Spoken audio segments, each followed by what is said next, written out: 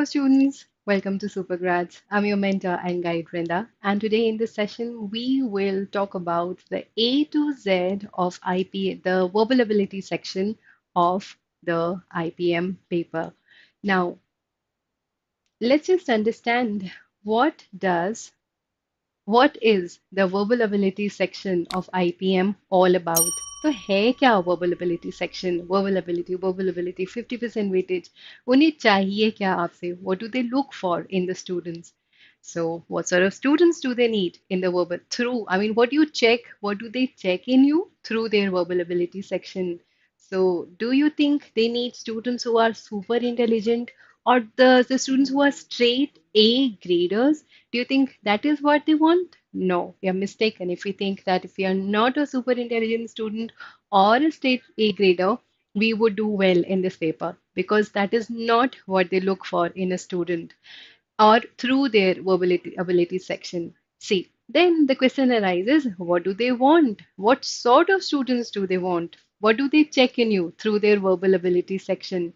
Well, they look for students who are diligent. That is somebody who is willing to put in the hard effort because they do not want students who cram and come to the college. They want students who understand what they have studied, the students who know the essence of what they have studied. So they need hard workers, they need smart workers, they need students who are determined because this is one entrance test which without determination is difficult to crack. The paper is never difficult. The paper is never something that you may not already know about. But if you're not determined, if you do not have that burning desire to get into these colleges, well, it will be difficult for you. So you have to be determined if you want to clear this paper. So they need students who say they design their paper, they design the test in such a way that unless you are determined, it will be a difficult journey for you and paper will be difficult to crack as well. Now, resilience is something that's super important. So you don't have to be a straight A grader, but yes, if you're resilient, if you're determined, and if you're diligent, if you're willing to go that extra mile, this is the right entrance test for you to write, and you will surely find your way into these colleges. Now, resilience actually means the ability to bounce back. So the journey is never easy. So the kind of questions they give you, so you have to have a good understanding of grammar, basic grammar, vocabulary, and there are several other concepts. And so once you start the preparation, once you start this journey, a lot of times, a lot of students realize that it is not as easy or as rosy as it sounds or looks. So you have to put in your extra, you have to go that extra mile, you have to put in that extra effort. And there are times when students feel there is so much to do that whatever they do is not enough. Retaining vocabulary is not easy. Retaining rules of grammar is not easy. Application of rules of grammar is not always that easy. Understanding the reading comprehension is not that easy. Doing para jumble, doing para completion based questions, not exactly a walk in the park. So if you're determined, if you're willing to get up after you fall down, despite all the mistakes, despite all the failures, you will find your way into these colleges. Then let us understand what is the verbal ability section of IPM all about. Now, see, essentially, they have some favorite selected topics that they ask you in the verbal ability section. They generally ask you questions around reading comprehension passages. So they give you reading comprehension. The passages are generally, say, 350 to 400 words long. The passages are not very difficult to comprehend. The language is simple. They generally pick these articles from prominent newspapers, and these are recent articles that you get to see. So all those newspaper readers, avid readers, this section could be a piece of cake for you. So there are reading comprehension passages, at least two, sometimes ranging from two to four, depending on which paper you're planning to write. And then there are four to five, or maybe sometimes six questions per passage they ask. So there are questions, there are straight questions, as in direct questions. There are indirect questions for which you need to actually understand what the writer meant to say when you wrote that passage. And then there are contextual vocabulary questions, which can be tricky if your language, if your vocabulary is not strong enough. Then they give you questions around idioms and phrases. Now, idioms and phrases, they are a very good method. They're a very good way of expressing yourself. So you can be as laconic as you want to be, and you can still convey a good thought. So understanding idioms and phrases, it's a must if you want to clear this paper. Then there are questions based on grammar. So at least 5 to 6 questions based on grammar. The beauty of this section of the paper is that they generally don't ask direct questions. So they will ask you what pronouns, questions based on pronouns or adjectives or parallelism or modifiers, but they won't give it to you directly. If you understand the concept, if you know how the concept works, this section will again be a very easy section for you to understand or to write and score full marks as well. Then comes the vocabulary section. Now, this is one section that the students generally find a little challenging because there is so much that you can do. There is so much that you can learn, or there is only so much that you can learn, and still there's a lot to prepare or to understand or to retain for that matter. So this is one section where they give you, say, at least good 4 to 5 questions based on this one. So sometimes ranging from one filler to 4 filler blanks. You can expect anything and everything in here. Um, but and the options generally are very close. So unless you understand the meaning of the given information or what part of speech would fit best in the given blank, this question can be a little challenging. But with consistent practice and a little bit of effort, again, not a very difficult section. Then comes questions based on para completion and para jumble. Now, a lot of us find these sections very challenging because um, the answers, generally the options that they give here, they are very close, deceptively close. So unless you have a strong logic or you can actually interpret the meaning of the given information, we generally end up marking wrong answers. But as already stated, a little bit of consistency, a little bit of practice, a little bit of hard work, a little bit of logic, determination, and resilience, this section can be, again, not as difficult as it sounds. Now let's just take a look at some important topics.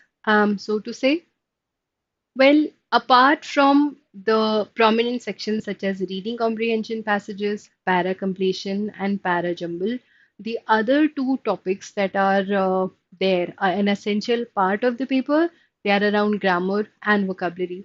Now, when it comes to the grammar section, they generally give errors based on parts of speech, as in they'll give you errors around nouns. Yes, you heard it right. Nouns, pronouns, verbs, adverbs, adjectives, um, or even conjunctions. So you need to have a good understanding of these basic concepts of grammar. You should have a good understanding of what parallelism is, how do modifiers work, how do they impact the sentence, basics of grammar such as narration, that is direct and indirect speech, voice, that is active and passive voice, and even tenses. Now, none of the questions will be asked directly, but they will give you sentences in such a way. So they'll give you a long sentence, they'll underline a part which will be they will be with an error in it, and they'll give you 4 to 5 options to choose from. And one of the options will be a good fit, will be the answer because it will be grammatically correct, and the errors are around these topics. So at least IPMAT Indore will never ask direct questions based on any of the topics written here, but the errors are generally around these topics only.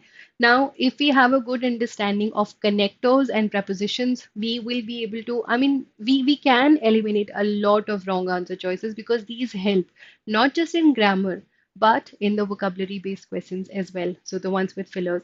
A good understanding of connectors, prepositions, pronouns help us in eliminating the wrong answer choices when it comes to parajumbles and paracompletion also. So grammar section, though a very small section, a very small chunk of the paper, it can help you in the entire paper. So when it comes to reading comprehension, grammar plays an important role when it comes to vocabulary. Even, say parajumbles and even paracompletion, these basic topics help you a lot in comprehending the given information. Well, the papers such as IPMAT or CUET, NPAT to some extent, sometimes they give direct questions based on these topics as well. Now, the important topics when it comes to vocabulary. Well, before I discuss that section with you, I would just like to inform the droppers and the partial droppers that SuperGrads is here with a very good course for you. So it's essentially for droppers and partial droppers.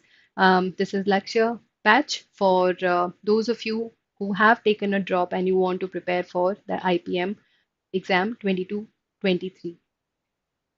Now, the important topics when it comes to vocabulary are generally words that confuse because you can expect at least 4 to 5 questions around this topic, idioms and phrases, as already stated, and if you have a good understanding of synonyms.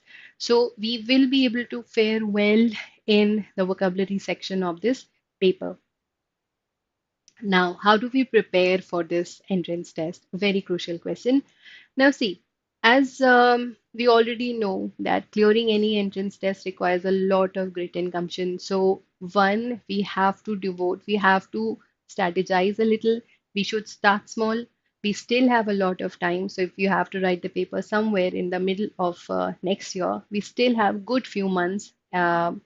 And we can utilize them well. So if you devote, say, 1.5 hour every day for your preparation, we should devote some time to reading, let's say half an hour to reading, half an hour, 20 minutes for vocabulary practice. You could work around word cluster methods or root methods. These are short and shortcut ways of increasing your word bank. Then we should work around rules of grammar. We should work on one rule at a time, one section at a time. So let's just say we start with nouns. So today, if I plan to do nouns, I should go through the rules, I should practice some exercises, I should write the topic test maybe, and then I should move on to the next topic to see, to continue the preparation of grammar section. Now, para completion and para jumble based questions. Again, these you can expect at least 3 to 4 or 5 questions based on these topics in the actual paper. So consistent practice. So going through the rules, how to ascertain what are the right answers, or in a para completion based question, on what basis can we eliminate the wrong answer choices. And when it comes to para jumbles, this can be slightly tricky. So we should understand the structure of a good paragraph, the transitioning words, and a lot of things. We should have a good logical reasoning as to what could come first, what could work as a passage opener, how the sentences transition from one to the other, and what would work as a passage. What would conclude the passage, how to find the mandatory pairs. So, work around these things, not a very difficult section if we work on the strategy. So, both para completion, para jumble based questions, completely strategy based. Have your strategy right? Keep practicing, say, 2 para jumbles, 2 to 3 para completion based questions every day consistently, and you'll see that you will understand how these things work and you will eventually be able to do well.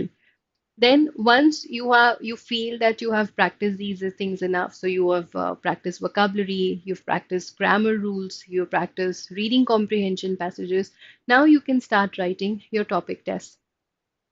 So once you've written your topic test, you can see where you stand. If you need to revise a basic concept again, or maybe you have mastered a topic, and then probably towards the end of the term, you can start writing your mocks.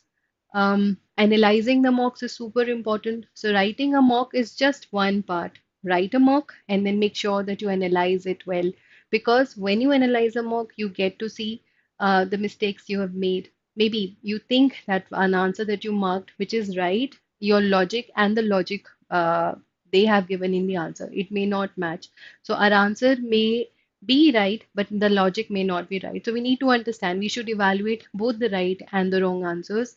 When we write the mocks, there are so many things that we can find out. What are our strengths, what are our weaknesses. So if we are doing well in something, in a certain topic, we should fine polish it. And if we identify that, okay, this is my weak area, I'm not doing well in reading comprehension passages, or maybe my grammar is not weak, is not as strong as I'd hoped it to be, or maybe my vocabulary isn't as strong as I'd wish it would be. So maybe we can simultaneously practice on these things.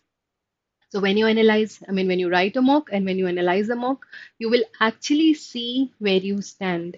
And then you should always have your doubts clarified. And I guess these are the things that you need to do if you want to do well in the IPM paper, any entrance test that you wish to write. And if you want us to share any trip or strategy for any particular topic. If there is something that you want us to discuss with you, do write to us. Send a comment in the comment section below. Thanks for watching. Stay connected. Bye bye.